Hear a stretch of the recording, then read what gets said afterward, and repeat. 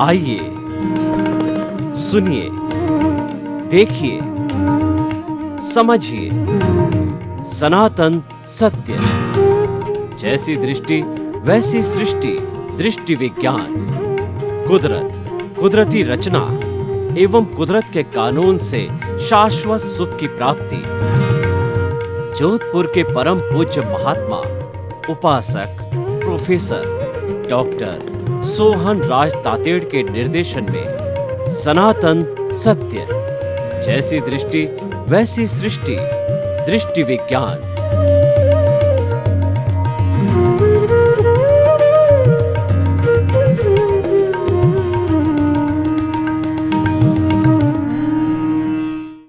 भाइयों और बहनों, मातृशक्ति को नमन।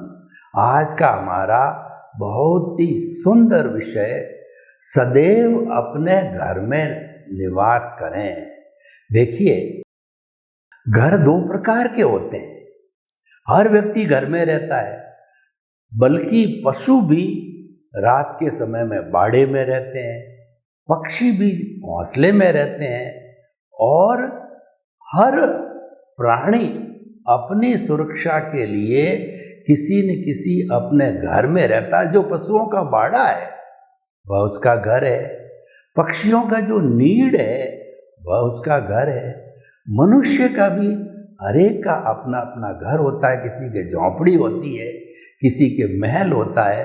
वो तो अपना अपना पुण्योदय और पापोदय है। तो घर का जो निवास है या घर का मकान है, वो स्वयं का पट्टा शुद्ध होता है, चाहे झोंपड़ी हो चाहे महल हो। और एक व्यक्ति के पास में इतना अर्थ नहीं होता है कि वो अपना प्लॉट लेकर के झोंपड़ी भी बना सके या मकान बना सके, तो किराए के मकान में रहता है। तो यहाँ जो हमारा विवेचन है कि घर हमेशा अपने घर में रहो, किराए के घर में नहीं रहें। किराए का घर होता है वो हर 11 महीने के बाद के अंदर लिखा पढ़ी के अनुसार जो है खाली करना होता है। और किराए के घर के अंदर हम चाहते हैं जैसा जो है फर्नीचर कहिए या बदलाव नहीं कर सकते हैं, क्यों? अगर बदलाव कर दिया जाए, फिक्स चीज़ है तो वो तो उसी में रहेगी। और हो सकता है अगले वाला परमिशन न दे, और हम लगा भी दें तो हमको खोल के ले जाने की परमिशन न दें। हम चाहते हैं कोई इसके अंदर पेंट वगैरह और कुछ चीज़ें हमारी मर्जी के मुताबिक हो, तो वो जो है मालिक होता है वो करने नहीं देता है। तो भाइयों और बहनों, अब यहाँ चीज़ जो समझने की है कि अपना घर और किराए का घर, अपना घर पराया घर, किराए का दूसरे का है तो पराया घर है, और अपना खुद का घर है, पट्टा शुद्ध है, उसमें आराम से लोग 2-2, 3-3 पीढ़ियों तक रहते हैं। कोई खाली नहीं करा सकता, क्योंकि अपने हिसाब से, और एडिशन अल्ट्रेशन चाहे जैसे होता है, लोग पूरा का पूरा तोड़ करके नया बना देते हैं और उसका शेप बदलते हैं, रिनोवेशन करा देते हैं। तो अब देखिए, बात यहाँ तक आ गई है अपना घर और किराए का घर। तो मैं इसको दार्शनिक दृष्टिकोण से बात करना चाह रहा हूँ। हमारा जो ये सनातन सत्य कार्यक्रम है वो ultimate reality of this universe पे आधारित है।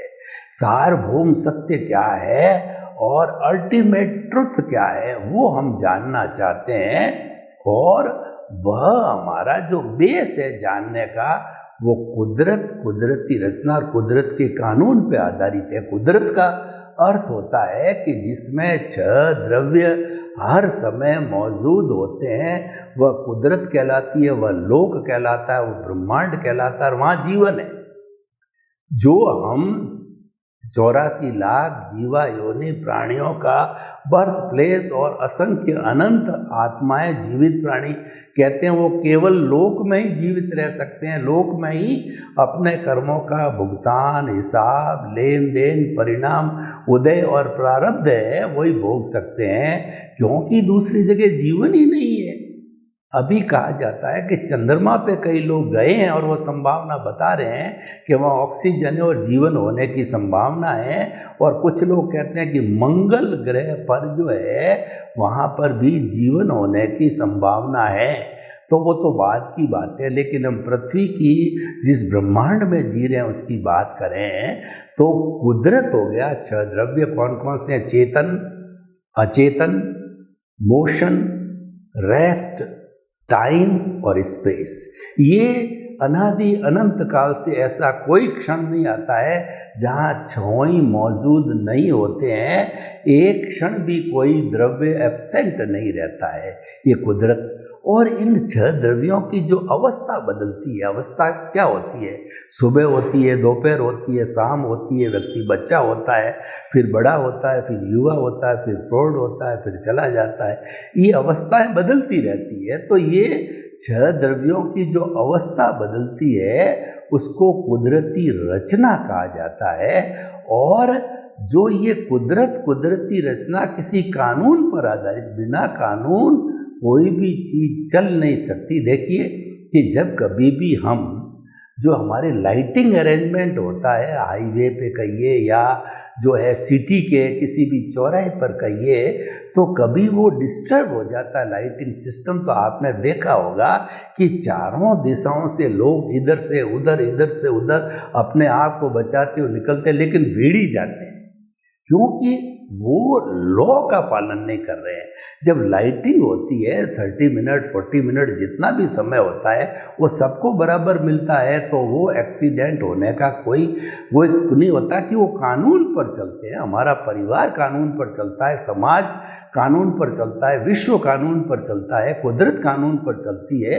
और उसका कानून बहुत क्लियर, क्रिस्टल क्लियर कानून है कि as you will sow will you reap, जो इंडिविजुअल पे लागू होता है और नेचुरल वे में लागू होता है। उस कुदरत का अर्थ होता है कि सब चीज जो है समय पे निर्धारित रूप से अपने आप ऑटो मोड से होती है। सूर्य का उगना, सूर्य का अस्त होना, और जो है धूप है, छांव है, और उसके अलावा जो सर्दी, गर्मी, बरसात का आना, फसल का होना और फलों का आना, ये सब ऑटो मोड से होता है। यह भी प्राकृतिक कुदरती रचना है। और जो इंडिविजुअल के ऊपर ये लागू होती है तो उसका अर्थ ये होता है कि करता है वो व्यवस्थित शक्ति है, वो जो है वह कुदरत का एक भाग होती है जो कि द्रव्य, क्षेत्र, काल, भाव पर आधारित होती है। 5वां समवाय भाव भी होता है, लेकिन भाव का अर्थ होता है कि पूरा जीवन वो आयुष्य के अधीन होता है। तो 4 फैक्टर के आधार पर ये कार्य करती रहती है। तो भाइयों और बहनों, हम आपको बताना चाहते हैं कि ये हमारा आधार है और कुदरत इतना कुदरत का कानून आधार है। और हम जो काम करते हैं वो आर्ट ऑफ द विजन पर काम करते हैं। हम किसी चीज़ की छेड़छाड़ नहीं करते, हम सृष्टि को नहीं बदलते, हम दृष्टि को बदलते हैं। दृष्टि को बदलने का अर्थ है आपकी सोच, आपकी समझ, आपकी बुद्धि और आपके भीतर जो भाव चल रहे हैं, हम भाव पक्ष में जाते हैं। तो भाव पक्ष में हम बदलाव करते हैं कि आपकी जो रॉन्ग बिलीफ है, जो कि मिथ्या ज्ञान, मिथ्या दर्शन को करेक्शन देकर के सम्यक ज्ञान, सम्यक दर्शन करते हैं। ये हमारा मेन पॉइंट है जिसको कि हम आर्ट ऑफ द विजन कहते हैं। और उसी के ऊपर सारा काम करते हैं। कोई मंत्र नहीं, तंत्र नहीं, कोई जादू नहीं, कोई टोना नहीं, सम्यक ज्ञान, सम्यक दर्शन का डेवलपमेंट करवाते हैं, मिथ्या ज्ञान, मिथ्या दर्शन को हटा करके। तो आज का जो हमारा विषय है, हमेशा स्वयं के मकान में रहें, रहो भीतर जियो बाहर।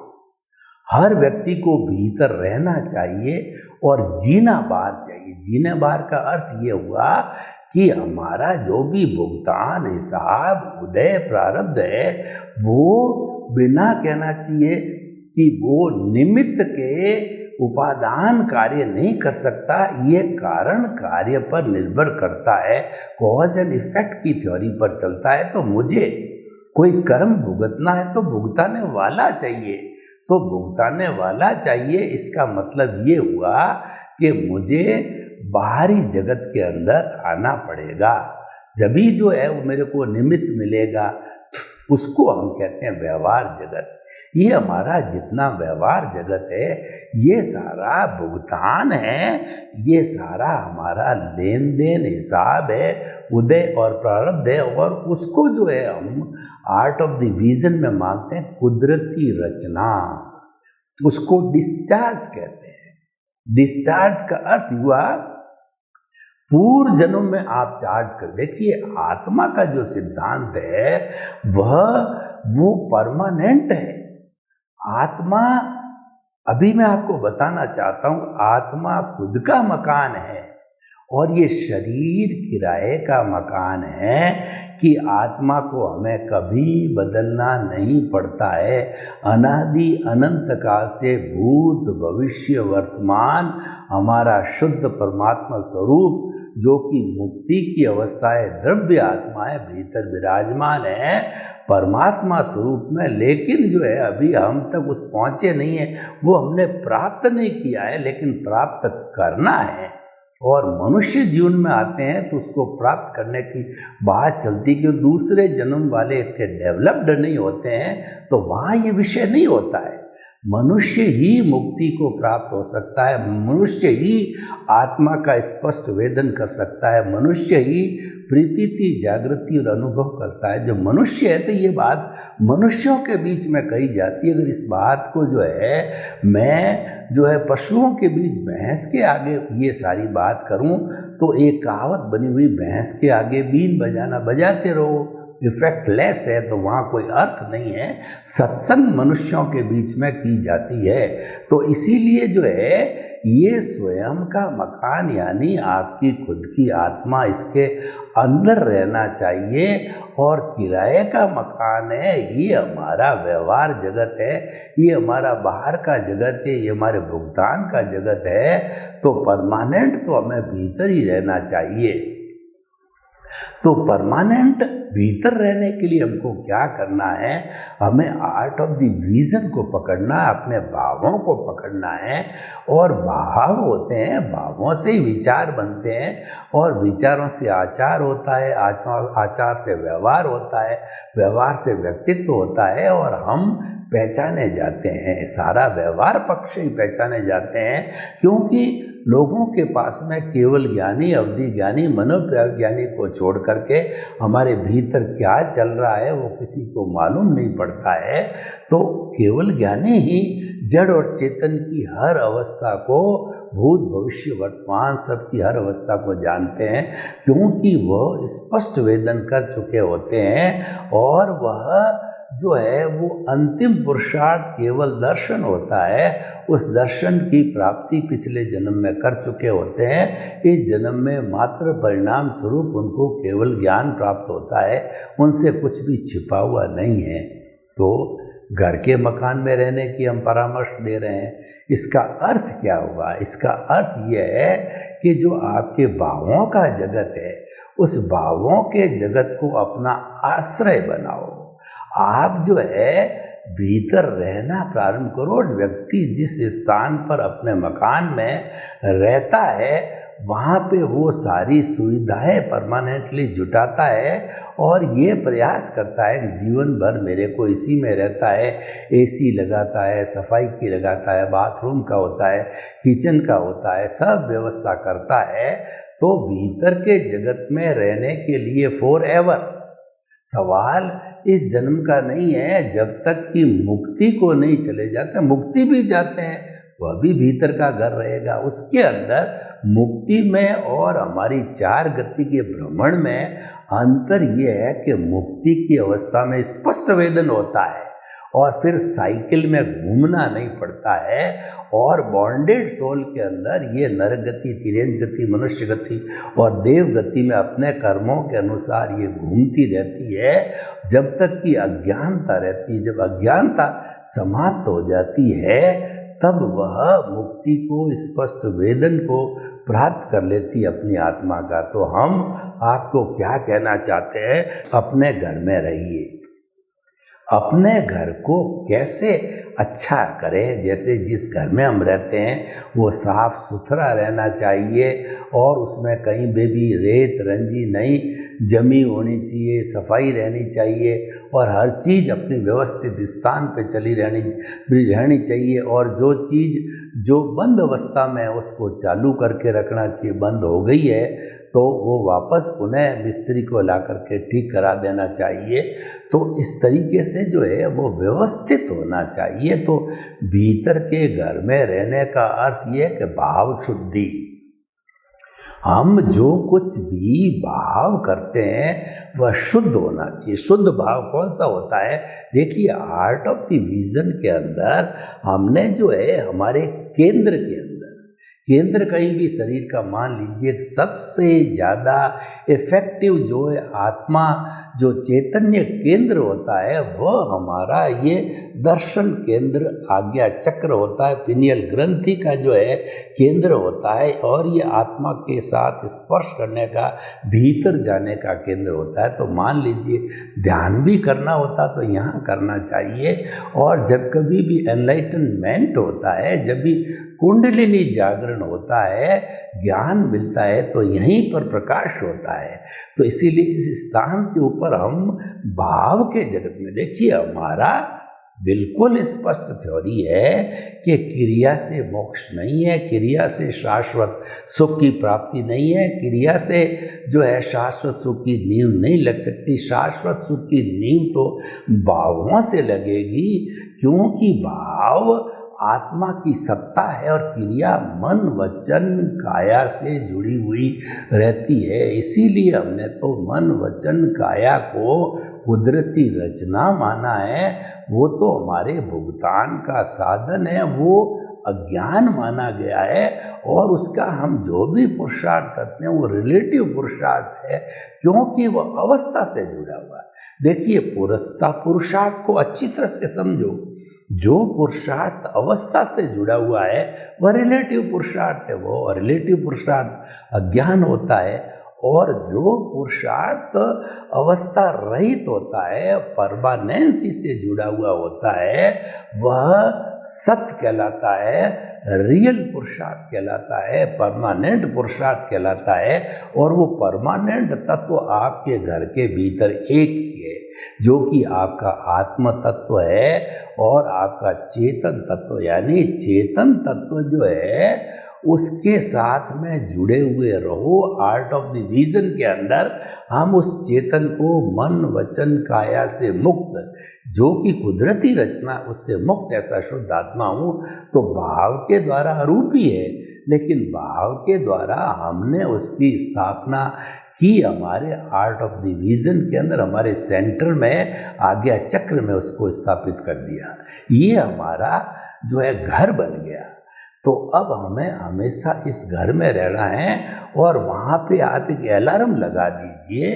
वो अलार्म हर क्षण, हर श्वास के साथ बोलता रहे कि मन वचन काया से मुक्त, ऐसा मैं शुद्ध आत्मा हूँ। जब आपका श्वास भीतर जावे तो पेट फूलना चाहिए, और श्वास बाहर निकले तो पेट सिकुड़ना चाहिए। भीतर जाते हैं तब हमारे को जो है यह अनुभूति हो जाना चाहिए। देखना, बोलना और मानसिक रूप से चिंतन करना है, ये तो एक प्रैक्टिस की बात है, ये तो एक ट्रेनिंग है। लेकिन ये ट्रेनिंग जब पूरी हो जाती है तो ऑटो मोड से श्वास भीतर गया तो मन वचन काया से मुक्त, श्वास बाहर निकला, ऐसा मैं शुद्ध आत्मा हूँ।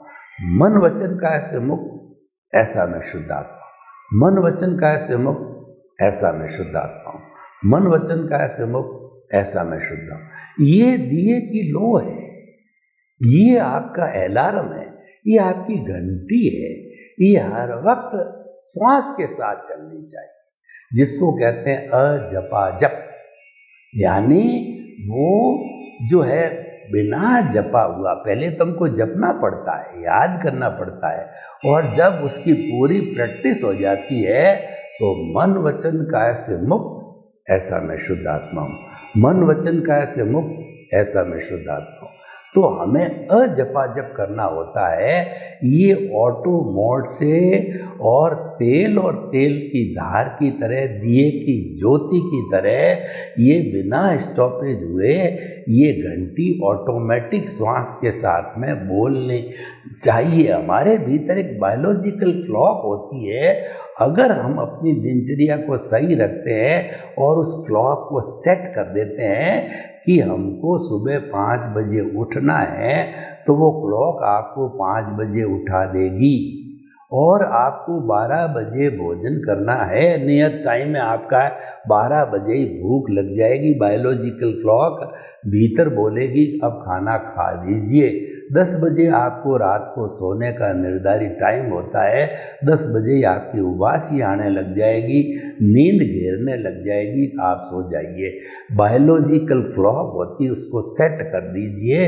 उसी तरीके से ये हमारी उस बायोलॉजिकल क्लॉक के अंदर इसको डाल दीजिए, उसको अस्थि मज्जा के अंदर डाल दीजिए कि मन वचन का ऐसे मुक्त ऐसा मैं शुद्ध आत्मा हूँ, मन वचन का ऐसे मुक्त ऐसा मैं शुद्ध आत्मा हूँ। ये हमारे जो बायोलॉजिकल क्लॉक में हर क्षण घंटी बोलती रहनी चाहिए। जैसे मंदिर के अंदर जो घंटी लगाती जाती तो अपने आप टेप बोलती रहती है, वैसी टेप हमारे भीतर चलती रहनी चाहिए। ये हमारा आर्ट ऑफ द विजन हो गया। ये तो रहा रहो भीतर, जियो बाहर की बात होगी। तो बाहर जीना ही पड़ेगा, क्योंकि शरीर है तो भोजन के लिए बाहर आना पड़ेगा। और दूसरा नहाना धोना, परिवार, काम धंधा। और सबसे बड़ी बात है कि पिछले जन्म से जो हम भुगतान साथ में लेकर के आए हैं वह तो बाहर के जगत में होता है, वह तो कॉज एंड इफेक्ट पर आधारित होता है। वो उपादान और निमित्त पर आधारित। उपादान तो हमारे भीतर का है, लेकिन निमित्त कोई न कोई बाहर का होता है। कैसे होता है मैं आपको उदाहरण दूं। कुदरत काम करती है, वो निमित्त जुटाती है, वो संयोग जुटाती है। देखिए कि हमने पिछले जन्म के अंदर किसी व्यक्ति के 50,000 रुपये हड़प कर लिए और उसको कह दिया है कब दिया, कैसे दिया, कोई लिखा पढ़ी है, और वो बेचारा मर गया। तो मर गया तो क्या कुदरत संजोग जुटाती है कि जिसके हमने पैसे खाए हैं ब्याज समेत, उसको इस जन्म के अंदर पुत्र के रूप में और दोस्त के रूप में किसी न किसी रूप में जो है आपके सामने ला करके खड़ा कर देती है। और वो कहते हैं 60,000 रुपये लाइए, तो आप कहते हो कि मैंने कब लिए। बात सही है, आपने नहीं लिए, लेकिन पूर्व जन्म के अंदर इस जन्म में आप सोहन राज हो, पूर्व जन्म में यशवंत राज ने लिए थे। और जो है हमारी ये प्रभु है जो कि हमारा शुद्ध आत्मा स्वरूप भीतर विराजमान है, उसकी हाजिरी थी पिछले जन्म में, इस जन्म में, आने वाले जन्म, तीनों में हाजिरी रहेगी, उसकी एविडेंस है। और उसकी हाजिरी बिना तो जीवन रहता ही नहीं, मुर्दा होता है। तो उसकी हाजिरी पहले भी थी, उसकी हाजिरी अभी है, तो वो तो हमारे से ले लेगा और हमको देना पड़ेगा, क्योंकि उसको कुदरत ने हाजिर कर दिया और तभी आपका हिसाब क्लियर होगा। तो कुदरत क्या कहती, मैंने तो न्याय किया है और इसको लाके खड़ा कर दिया कि 60,000 रुपये चुकाओ। तो आप उसके प्रति जो है कृतज्ञता ज्ञापित करो, उसको प्रणाम करो कि आपका बहुत बहुत धन्यवाद, आप मुझे मुक्ति की ओर भेजने आए हो, मेरे को एनओसी देने के लिए आए हो, मेरा जो है हिसाब पूरा करने आए हो, तो आपका बहुत बहुत धन्यवाद, आपका शुक्रिया और आपके प्रति कृतज्ञता कि आप मुझे मुक्त। ऐसे एक एक की जब एनओसी मिलती है तभी हमारे को मुक्ति, शाश्वत सुख और आनंद मिलता है। तो भाई और बहनों, हम आपको बताना चाहते हैं कि स्वयं के घर में रहने के लिए क्या करना पड़ेगा।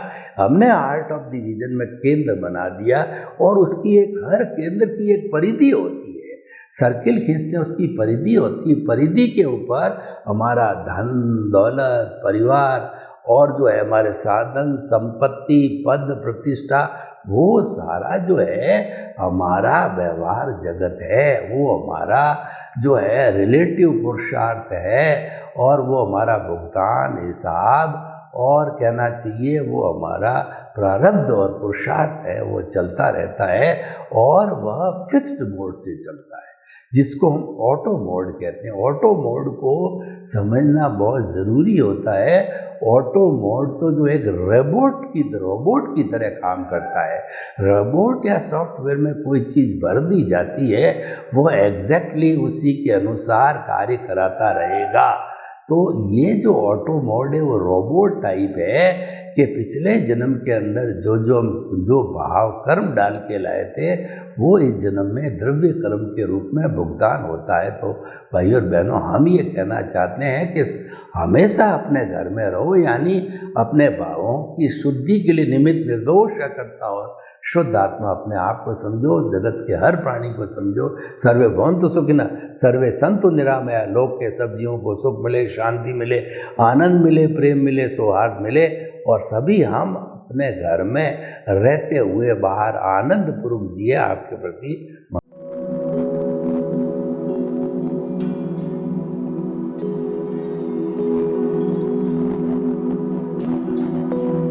एक ऐसा अंतर्राष्ट्रीय ख्याति प्राप्त मानव जो गुरु प्रेरणा से पिछले 20 वर्षों से वानप्रस्थ जीवन जीते हुए 24 घंटे मानवता की सेवा में संलग्न है। एक ऐसा मानव जो अभी राष्ट्रीय, अंतर्राष्ट्रीय टीवी चैनलों पर 7,500 एपिसोड के माध्यम से सनातन सत्य, आत्मविज्ञान एवं पुनरुत्थान, व्यवहार एवं निश्चय जगत के जीवनोपयोगी विषयों पर हृदय स्पर्शी प्रवचन कर चुका है। उस मानव का नाम है महात्मा उपासक प्रोफेसर डॉक्टर सोहन राज तातेड़।